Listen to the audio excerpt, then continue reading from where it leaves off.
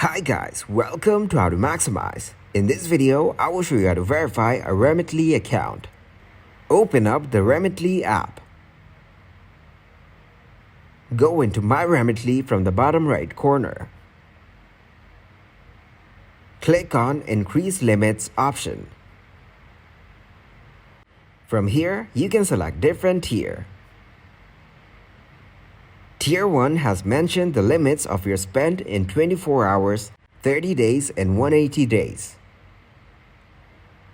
In Tier 2, if you want to get any tier, you have to upload government-issued photo ID,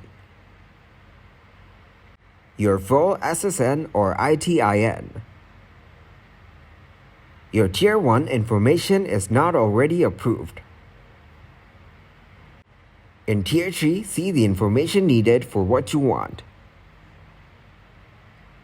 Click to apply on Tier 3. It will ask for a couple of information. Make sure you enter all of your details right. Then just tap on Continue after entering your data. Simply upload your documents. Go ahead and verify your documents, which will verify your Remitly account automatically. Thanks for watching, and please leave a like, subscribe, and share.